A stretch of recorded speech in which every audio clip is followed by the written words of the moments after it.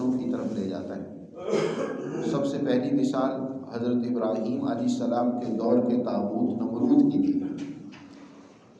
ایمان والی جماعت کے ایک عظیم فرد حضرت ابراہیم علیہ السلام، ان کے مقابلے میں نمرود، یہ نمرود بہت طویل عرصہ حکمرانی کرنے کی وجہ سے اس کے اندر انتہائی درجے کی سرکشی اور طاغوتیت پیدا ہو گئی ہے۔ یہ اپنے آپ کو خدا بنا بیٹھا ہے، معاشرے پر ظلم مسلط کرنا، معاشرے میں اپنی طاقت اور جبر کا مسلط کرنا، لوگوں کو جاہل رکھ کر ان کو اپنے مفادات کے لیے استعمال کرنا، یہ اس کا وتیرہ ہے۔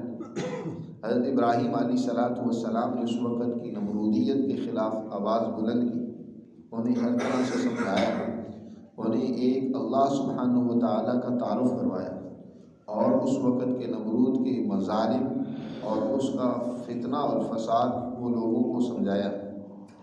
نمرود نے جب اسے معلوم ہوا کہ کوئی میرے خلاف آواز اٹھانے والا ہے، ابراہیم علیہ السلام ان کو اپنے دربار میں طلب کیا۔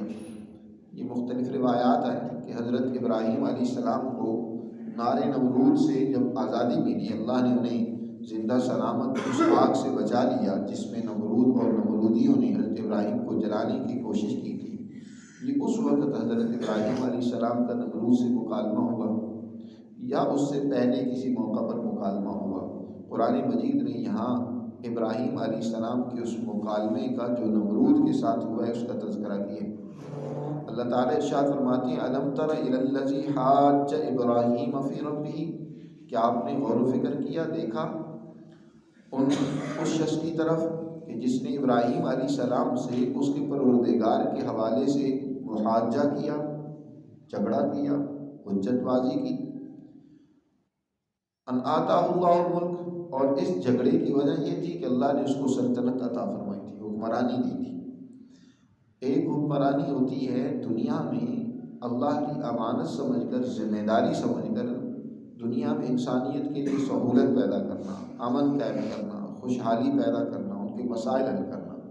دوسرا یہ ہوتا ہے کہ انسان کو طاقت و قوت مل جائے تو اس طاقت و قوت کے بل بوتے پہ اس طاقت کو غلط استعمال کرنا، اپنے مفادات کے لیے استعمال کرنا۔ جیسے کہ آج کل ہمارے ملک میں بھی ایسا ہی ہے کہ طاقتور طبقہ کمزور طبقے کو کچھ نہیں سمجھتا، ان کو کیڑوں مکوڑوں اور جانوروں کی حیثیت بھی نہیں دیتا، اور وہ ہر طرح کی بدماشیاں اور ظلم کرتی ہیں اس طاقت کے بل بوتے پہ۔ تو یہ نمرود بہت طویل عرصہ سے حکمرانی کر رہا ہے، اور اس کی حکمرانی بھی کافی وسیع ہے۔ مجاہد تو فرماتے ہیں کہ دنیا میں 2 حکمران ایسے ہوئے ہیں جو کافر تھے اور ان کی حکمرانی پوری دنیا پہ تھی۔ ایک تو یہی نمرود تھا جس نے پوری دنیا میں اپنی حکمرانی کی، اور دوسرا بخت نصر تھا۔ اور اس کے مقابلے میں 2 ایمان والے ایسے شخص ہوئے ہیں جنہوں نے پوری دنیا میں عدل و انصاف کی حکمرانی کی۔ ایک حضرت سلیمان علیہ السلام ہے اور دوسرا ذوالقرنین ہے، قرآن میں ان کا تذکرہ کیا۔ تو نمرود اس نے دنیا میں حکمرانی اپنی قائم کی، اور یہ اپنے آپ کو کہتا تھا انا ربکم الاعلیٰ، کہ میں ہی تمہارا بڑا پروردگار اور خدا ہوں۔ نمرود کے بعد یہی طریقہ اور وتیرہ فرعون کا بھی تھا حضرت موسیٰ علیہ السلام کے مقابلے میں۔ تو نمرود نے یہاں حضرت ابراہیم علیہ السلام سے محاجہ کیا، بحث کی، اور کہا کہ تو مجھے خدا اپنا نہیں مانتا۔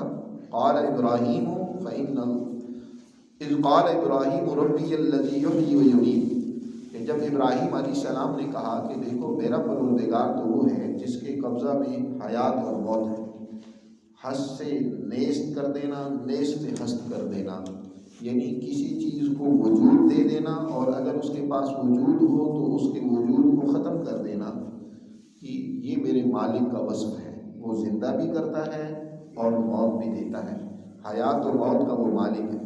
وہ کہنے لگا یہ کون سی بات ہے، یہ تو میں بھی کر لیتا ہوں، یہ تو میرے بھی اختیار میں ہے، تم نے کون سا اپنے رب کا ایسا وصف بیان کیا کہ جو میں نہ کر سکتا ہوں۔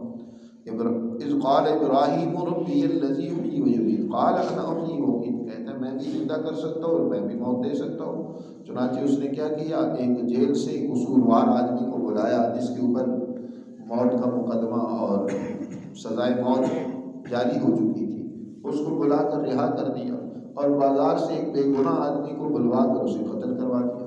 کہا کہ دیکھو میں نے بھی ایک آدمی کو مار دیا جو کہ زندہ، یعنی اس کی زندگی اس کے لیے تھی، اس کا کوئی گناہ نہیں تھا، اس کو میں نے اس کی زندگی چھین لی اور دوسرے کی میں نے زندگی اس کو عطا کر دی۔ یہ زندگی دینا اور یہ کون سی انوکھی بات ہے، یہ تو میں کام بھی کر سکتا ہوں۔ اب یہ کم عقل اصل میں تو عوام کو دھوکہ دینا چاہتا ہے، موت اور حیات کے فلسفے کو سمجھتا ہے یہ خود بھی، لیکن یہ دھوکے میں رکھنا چاہتا ہے۔ موت اس کا نام تھوڑا ہی ہے کہ کسی بے گناہ کو جو ہے وہ قتل کروا دینا اور گناہ گار کو چھوڑ دینا، یہ اس کا نام زندگی تھوڑا ہے۔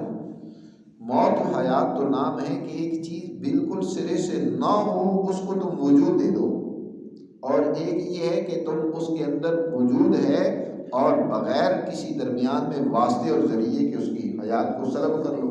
جیسے ہم روز مرہ موت و حیات کا مشاہدہ کرتے ہیں، کوئی پیدا ہو رہا ہے اور کوئی دنیا سے جا رہا ہے، لیکن حضرت ابراہیم علیہ السلام نے بجائے موت و حیات کا فلسفہ اسے سمجھانے کے سمجھ لیا کہ یہ عوام کو دھوکے میں رکھنا چاہتا ہے، تو حضرت ابراہیم نے آگے بڑھ کر ظاہری طور پر بھی ایسی دلیل دی جس کا مقابلہ کرنے کی اس کے پاس سکت نہیں تھی۔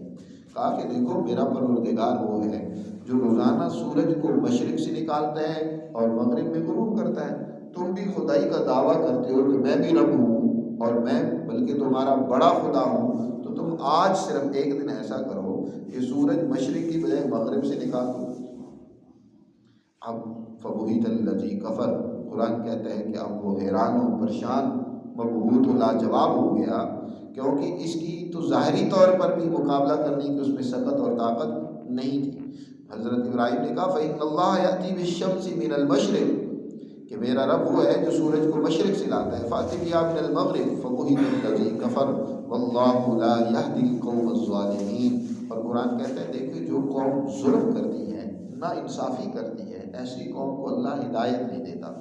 حضرت ابراہیم علیہ السلام نے کس دل سوزی کے ساتھ، خیرخواہی کے ساتھ نمرود کو سمجھایا، لیکن اس کی سمجھ میں آنے والی بات نہیں تھی۔ جو قوم مسلسل ظلم کرتی ہے اس کے دل میں ایسی سختی اور شدت پیدا ہو جاتی ہے کہ اس کے لیے ہدایت کا پھر کوئی راستہ نہیں رہتا۔ ہدایت کے دو معنی عربی میں بیان کیے گئے، ایک معنی ہوتا ہے اراۃ الطریق، راستہ دکھلا دینا کہ یہ سیدھا راستہ ہے، اور دوسرا ہوتا ہے ایصال الی المطلوب، کہ منزل مقصود تک پہنچا دینا۔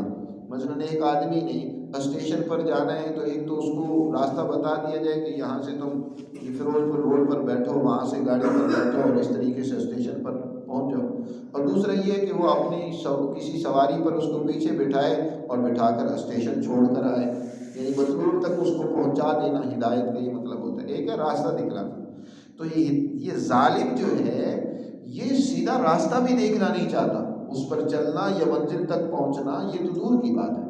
جو دنیا میں ظلم پیدا کرتے ہیں، جو انسانیت کے اس کی حقوق کو سلب کر لیتے ہیں اور اس کے اوپر جبر مسلط کرتے ہیں، طاغوت کا نظام مسلط کرتے ہیں، ایسی قومیں کبھی بھی کامیابی نہ دنیا میں حاصل کر سکتی ہیں اور نہ ہی آخرت کے اندر ان کے لیے کامیابی ہے۔ قرآن نے یہ واضح طور پر یہاں بات بیان کر دی ہے کہ واللہ لا یہدی القوم الظالمین۔ چنانچہ یہ نمرود اور اس کا لاؤ لشکر تباہ و برباد ہوا دنیا میں بھی۔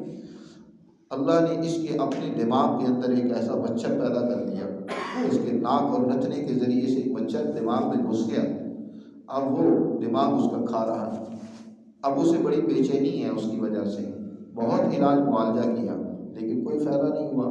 کئی سال تک یہ ٹکرے مار مار کر دیواروں سے، پتھروں سے، لوگوں سے جوتے مرواتے اپنے سر میں، کیونکہ جب جوتا لگتا ہے تو تھوڑا سا سکون ملتا ہے۔